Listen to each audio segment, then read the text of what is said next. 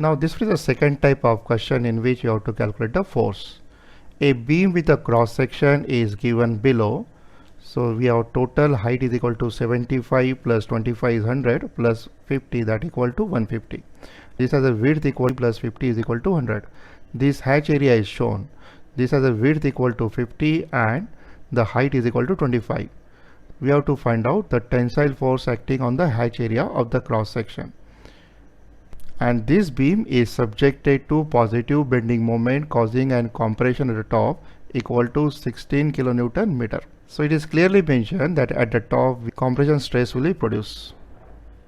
So in this case we have to calculate the average stress on the given hatch area and multiplied by this area we can calculate the force. So total height here is equal to h is 75 plus 25 is 100, 100 plus 50, that equal to 150. This has a width equal to 50 plus 50, that equal to 100 mm. So because of a symmetry axis here, we can locate the position of centroid. Position of the centroid in the case of rectangle is h by 2, that is 75. So exactly this one is the position of centroid, that is G.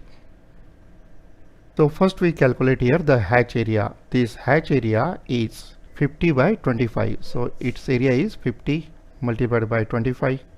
That will be mm square. Secondly, we have to calculate the average stress distribution over the given area. This beam is subjected to maximum bending moment M, which is equal to 16 kilonewton meter. So we have 16 kilonewton meter. Because of the rectangular section, the stress on the top and bottom fiber are equal in magnitude, and the neutral axis here from the top fiber at distance equal to 75. So same value we'll treat as a C value. So in this case, first of all, we'll calculate the maximum stress. Maximum stress is given as bending moment M multiplied by C divided by I. In this case, we have bending moment equal to 16 kilonewton meter is 16 into 10 to the power 6 Newton mm. Value of C is equal to 75 and is divided by I. For this one, we have to take the moment of inertia for complete section is BH cube. Out of that, we have base equal to 100, height is equal to 150. So we have 150 cube divided by 12. So 12 will shift in numerator. In this fashion, we can calculate the maximum stress in compression and tension. And this value come out to be 42.67 will be megapascal. And now we can show the stress distribution. Compressive stress you have to show on the top and tensile at the bottom. So on the top we'll show 42.67 and bottom we'll again show the 42.67 but tensile. So we'll extend the neutral axis here. At neutral axis we have stress is 0. This is the maximum possible stress is 42.67 will be negative value. On the bottom we have positive value of 42.67. Here for the given cross section we have variable stress. So we have a stress at this point. We'll calculate first. We know what is the stress on the top of the element. One stress we'll calculate at bottom, and this bottom at a distance equal to 25. Let's call this distance equal to y. This one is our same as neutral axis, and this bottom distance is same as 75. So using symmetry we can calculate what is the stress. Let's call this one is sigma 1. And here the value of sigma 2 will be equal to 0. So there is a variation of a stress for the given element from sigma 1 to sigma 2. Out of that we don't know the value of sigma 1. And this is the distribution for the given section. Since it's a uniformly varying, we can calculate here the average value as sigma 1 plus sigma 2 by 2. And then once we know the average value, we'll multiply with the hatch area and we can calculate how much force is resisted. So we have sigma maximum divided by C, that is this distance is same as C, which is 75, and the maximum stress is 42.67 equal to stress on the bottom fiber of the given element is sigma 1 and the corresponding value will be equal to y1. In this case we have sigma 1 is equal to sigma max, which is 42.67 divided by C, and we have C is equal to 75, and the bottom fiber from the neutral axis at distance equal to 25. So 1/3 of this stress will be sigma 1. So 42.67 divided by 3, that is close to 14.22 megapascal. So in fact here for the given area we have variation of a stress. Here I will show the average value of a stress, which one is sigma 1 plus sigma 2 divided by 2. So this one is the average stress. This average stress we can compute as sigma 1 plus sigma 2 divided by 2, which is same as equal to 14.22, that is sigma 1 plus sigma 2 is equal to 0 divided by 2. So we have a average stress is approximately equal to 7.11, that will be megapascal. And we know the hatch area that equal to 50 multiplied by 25. So we can calculate here the force. So we have tensile force on the hatch area is equal to F is same as equal to the average value of the stress multiplied by the hatch area equal to A. Stress here is Newton per mm square is 7.11 multiplied by mm square, so our answer will come in Newton. Area is 50 multiplied by 25. Approximately this answer is close to 8,900 Newton. Is that the given force is approximated equal to 8.9 kilonewton. 8.9 kilonewton means our choice C is correct choice.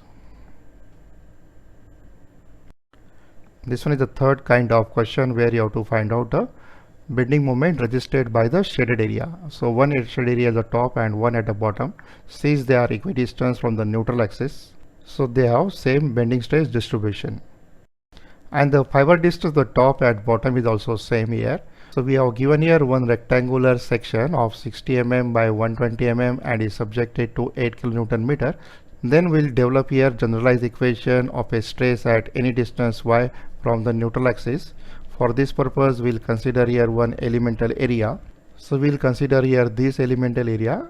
Now whenever we have rectangular section, the width is assumed to be constant.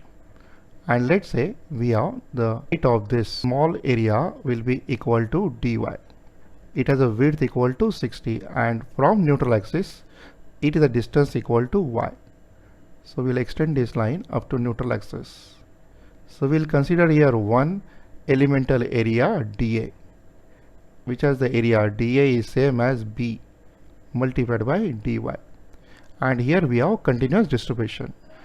This dA multiplied by corresponding stress will be the force dF. So we can calculate dF as sigma multiplied by dA. And this force is acting at distance equal to y. So we can calculate here the moment resisted by this area, which is same as equal to dF multiplied by y. And we can calculate here the total value because the same element will appear on the bottom also. So we have dm total will be equal to 2 times of df multiplied by y. And then we'll integrate it from y1 to y2. So this value of y2 is exactly equal to 120 divided by 2, that equal to 60. And from the top this distance equal to 30. So we have y1 value is equal to 60 minus 30, that equal to 30. So our limit is also fixed. We have y1 is a lower limit, that equal to 30. And we have y2 is equal to 60. Only thing that we have to find out the value of sigma. So first of all we'll calculate here the bending stress at distance equal to y from neutral axis, that is for given element. So that value will be same as equal to sigma. Sign convention will not use, is same as equal to m multiplied by y divided by moment of inertia equal to I.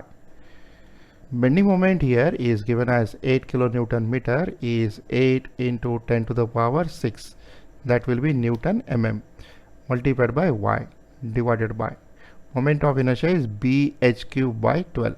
Out of that we have that width equal to 60 and the height equal to 120. So we have 120 cube and divided by 12. So 12 will shift in numerator. So at any distance here we have stress sigma is equal to, solve this, you will get a function of y here. So this value of sigma equal to 0.92 times y will be megapascal. And the area dA here, area dA is same as b multiplied by dy. Out of that we have width is equal to 60. So we have elemental area is 60 multiplied by dy. So first of all, we'll calculate here what is the moment resisted. So moment resisted by this area will be same as equal to the integral of dmt, that is same as the integral of 2 times of df multiplied by distance y is same as equal to integral 2 times df is replaced by sigma multiplied by dA multiplied by y. So we have integral 2. Sigma we can write as 0.926 times y. dA we can write as 60 times of dy and multiplied by y. So this integration is done with respect to dy, and we know the limit y1 is equal to 30 and y2 is equal to 60. So your job is to solve this. So let's first find out here the constant 2 into 0.926 into 60. That constant will come out to be 111.11. What is left inside the bracket is y square. So we have integral of y square multiplied by dy, and we have lower limit equal to 30, upper limit equal to 60. So we have 111.11. Integral of y square is y cube, and we have upper limit equal to 60. So divided by 3 I will adjust here. Upper limit equal to 60 cube, lower limit equal to 30. So we have 30 cube. Y cube by 3 adjusted, and we have upper limit cube minus lower limit cube. Now solve this value. This answer is close to 6.99 into 10 to the power 6. That will be Newton mm. Same as equal to 6.99 will be kilo Newton meter. Finally, we'll calculate here the percentage of moment resisted by the shaded area. That will be same as m resisted divided by total moment m. And for percentage, we'll multiply by 100.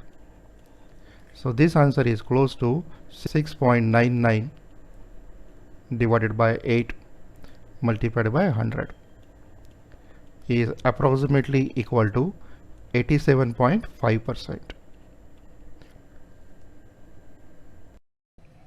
The video you are watching is from the app, which is the More Class app available on Google Store. And in this app, we'll cover all subjects involved in mechanical engineering for GATE. Join the course directly from your mobile. The link is given here.